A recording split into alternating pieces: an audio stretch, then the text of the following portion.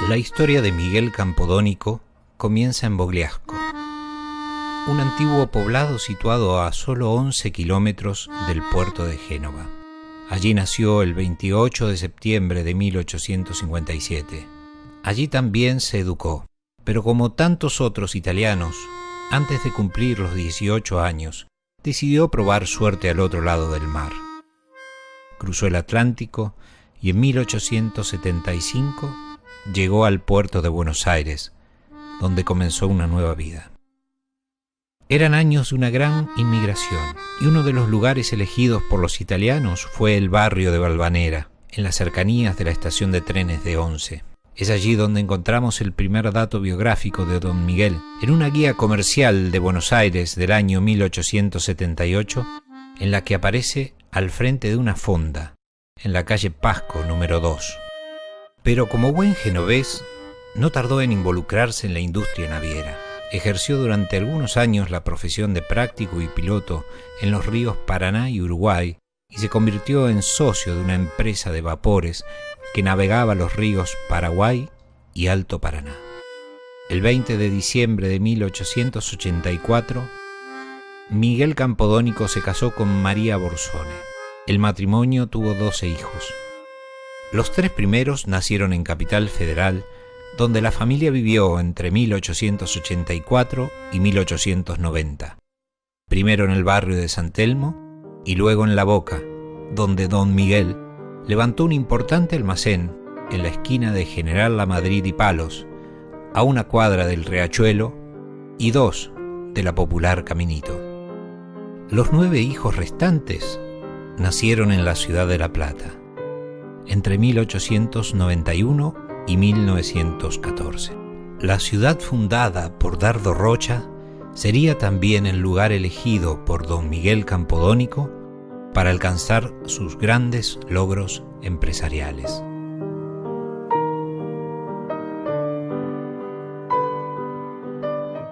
En el año 1890, el país atravesaba una de las grandes crisis económicas de su historia. Pero aún en medio de la confusión, hubo quienes supieron reconocer las oportunidades que aquella situación podía ofrecer.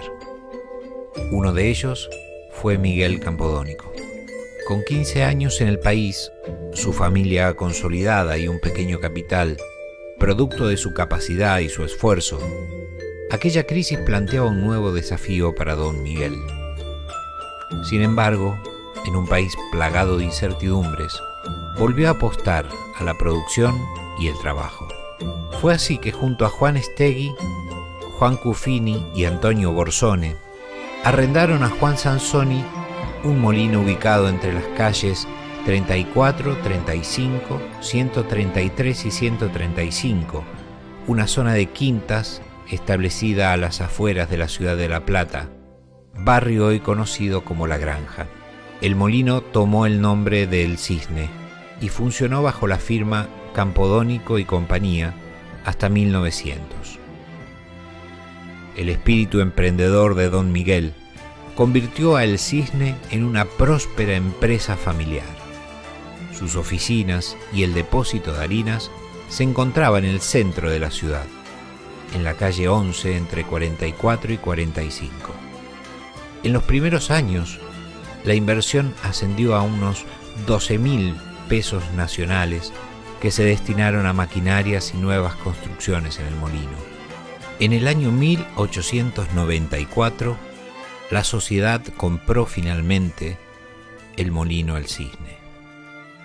Ese fue el primer eslabón en la historia del molino campodónico y lo que permitió, en junio de 1899, la compra del tradicional molino La Plata.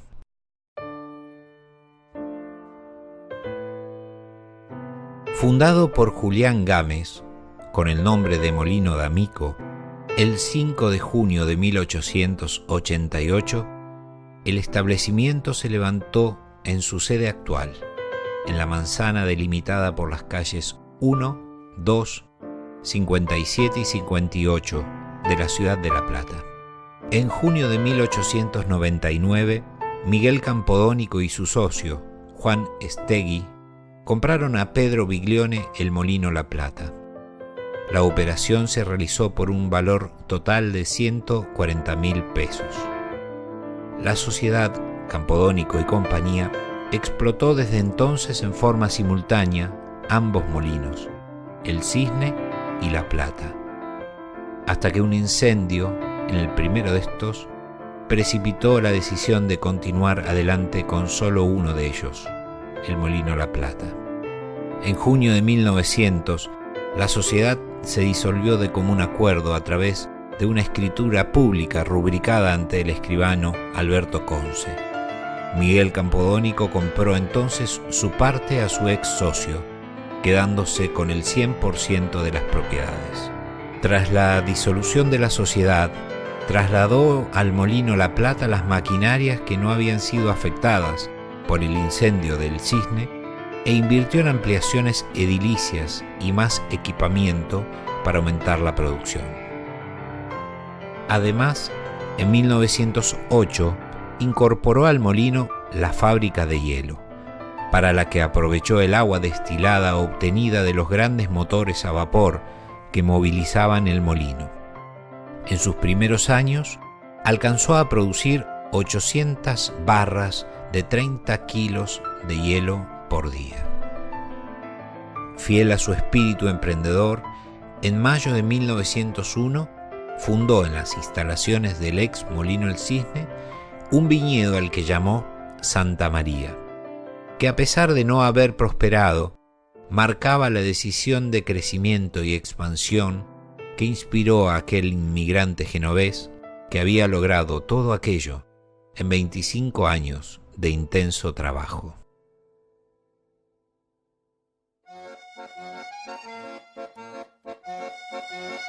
Con el molino marchando como una prometedora industria, Miguel Campodónico participó activamente de la vida de la ciudad, con la conciencia solidaria que había despertado en él su experiencia de vida en estas tierras. Y como buen italiano, fue la Sociedad Italiana de Beneficencia Hospital Umberto I, con los años de venida en Hospital Italiano, la que lo tuvo como un actor fundamental en aquellos primeros años. Miguel Campodónico se convirtió en el segundo presidente del directorio del Hospital Italiano. Asumió la función en 1904 y ese año la entidad cobró nuevos bríos, con la suma de 200 socios a los 800 con los que ya contaba. La figura de Miguel Campodónico fue la primera de una tríada que completaron, años más tarde, Luis y Lázaro, quienes con exitosas gestiones al frente del directorio resultaron también pilares fundamentales para el arraigo del tradicional hospital platense.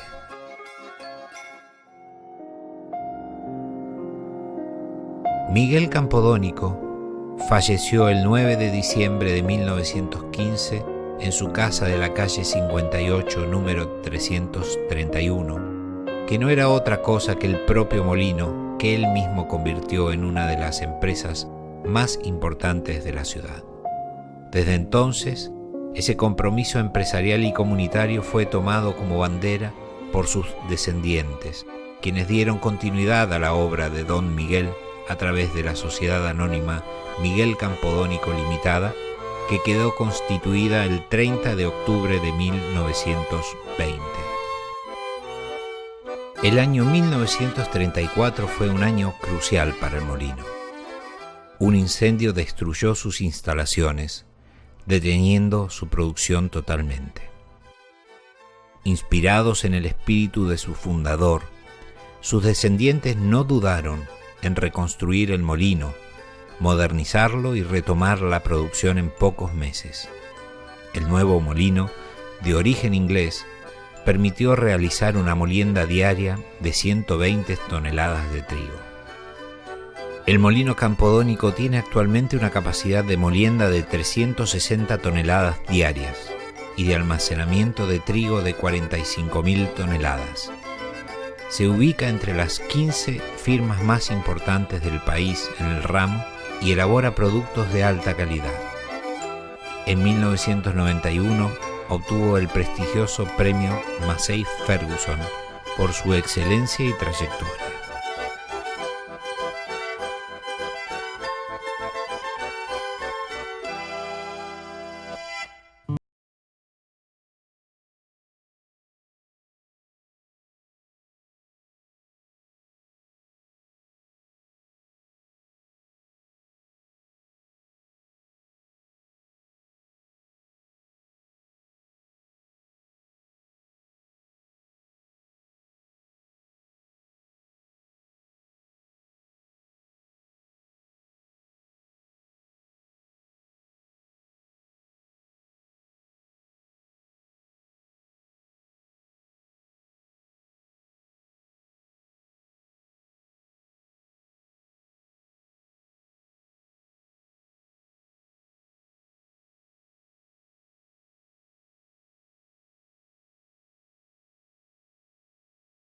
Bueno, el molino tuvo una transformación a partir del año 82. El molino funcionaba antes con unos motores Skoda. Después, en el año 82, es modificado eso, se electrifica el molino y aumenta su capacidad de molienda, que en aquel momento era de 150 toneladas por día, aumenta a unas 220, 230 toneladas por día. Y se llega a este momento donde está en las 340 toneladas aproximadamente por día y produciendo una gran calidad de harinas, que ha sido siempre una de las características de Campodónico durante casi toda su historia.